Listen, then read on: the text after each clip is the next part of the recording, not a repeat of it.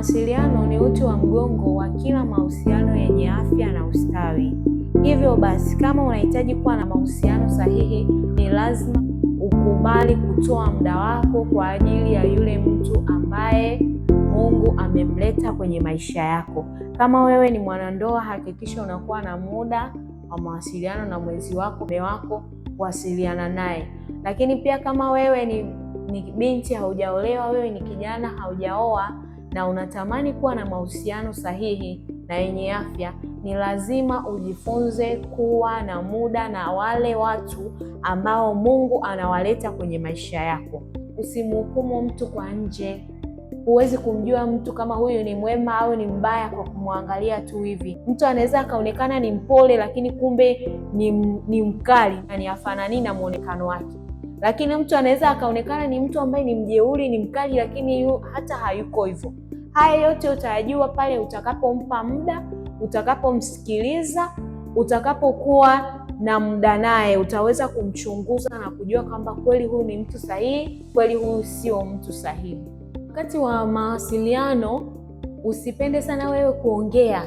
Kama unataka kumjua mtu, msikilize. Toa muda wako, msikilize. Wakati wa mazungumzo utajua kama huyu ni mtu wa aina gani.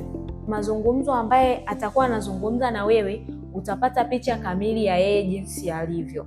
Lakini pia usisahau kumwomba Mungu. Usije ukawa unachunguza tu ukasahau kumwomba Mungu. Chunguza, lakini pia mpe Mungu nafasi. Muulize Mungu, kweli huyu ni mtu ambaye umemwandaa kwa ajili yangu? Kama ndiye, Mungu atakuonyesha, atasema na wewe kwa ishara yoyote ile, atakutambulisha kwamba huyo ni mtu ambaye amemleta kwako kwa wakati na majira sahihi. Lakini pia ukishajua kwamba huyu mtu ana changamoto, usisikilize tu ukamwacha na changamoto yake. Kama ipo ndani ya uwezo wako, msaidie.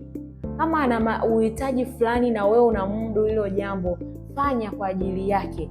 Kama kweli labda ni mtu ni mgonjwa, labda ana changamoto fulani au amekata tamaa, mtie moyo, muombee ili ajihisi furaha kwamba aone nimekutana na mtu wa muhimu kwenye maisha yangu.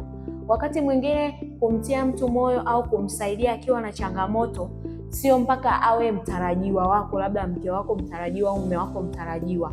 Wakati mwingine ni mbegu unapanda. Anaweza akawa sio mume wako, anaweza akawa sio mke wako, lakini kulingana na kile ulichofanya kwake, umetenda wema kwake, inakuwa ni mlango wa wewe kupata mtu sahihi kwenye maisha yako. Kwa nini? Ile mbegu uliopanda inaenda kuota kwenye maisha yako. Lakini kuna jambo jingine ambayo linainua mahusiano pia, ukweli na uwazi. Usiwe muongo, unadanganya. Hata kama sio kitu cha kudanganya, wewe unadanganya. Kwa mfano, labda mtu anakuuliza unakaa wapi? Mimi nakaa, badala umwambie ukweli, wewe unakaa Mbweni, unamdanganya. Mimi nakaa Bububu, au mimi nakaa Chamanzi, lakini kumbe sivyo. Kesho na kesho kuta hajasahau, anakuuliza tu ukimtegwa, ajue kweli huyu anaoniambia anakaa Mbweni, anakaa Mbweni kweli.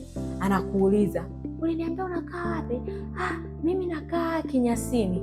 Umeshaanza kuchanganya mafaili tayari, mtu anajua huyu ni muongo.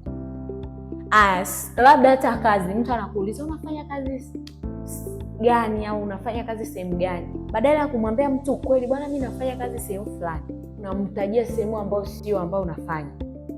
Wewe unafanya kazi gereji, unamwambia mtu anafanya TRA. Au labda wewe unafanya kazi kwenye kiwanda fulani, unamwambia mtu unafanya kazi NMB. Usimdanganye mtu ili umpate. Mwambie mtu ukweli ili yeye mwenyewe aamue sasa huyu mtu mimi naendana naye au siendani naye. Unaweza ukamdanganya kwamba wewe uko sehemu fulani nzuri, alafu akaja kujua kwamba uko sehemu mbaya. Au unaweza ukamdanganya wewe uko sehemu mbaya, alafu akaja kujua uko sehemu nzuri. Kwa hiyo akija kujua ukweli na tayari umeshakuwa naye kwenye mahusiano, kuna mawili, anaweza akakubaliana na ule ukweli au akakataa. Kwa hiyo kama atakataa, ujue yale mahusiano yatavunjika. Kwa hiyo ni bora uwe muwazi mapema. Mwambie mtu ukweli kwa jambo lolote atakalo kuuliza, mwambie ukweli. Mwambie Bwana, mimi nina 1, nina 2, nina 3.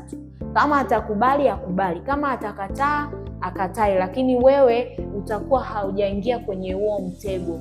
Mahusiano sahihi hayatokei kwa bahati tu, ni safari ambayo inahitaji uvumilivu, nia na maarifa.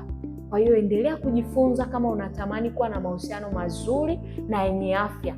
Kila mtu, hakuna mwalimu wa mahusiano, wote tunajifunza, wote tunaendelea kujifunza. Kwa hiyo na wewe una nafasi ya kujifunza, na wewe una nafasi ya kutambua huyu mtu ni sahihi au sio sahihi. Usisahau kuwape nafasi wale watu ambao Mungu anawaleta kwenye maisha yako. Wape muda, wasiliana nao, wakikuhitaji. Kama unapatikana, patikana. Usipatikane tu kwenye matukio maovu, kwenye uzinzi. Hapana, patikana kwa mambo mema, kwa mambo mazuri yenye kujenga.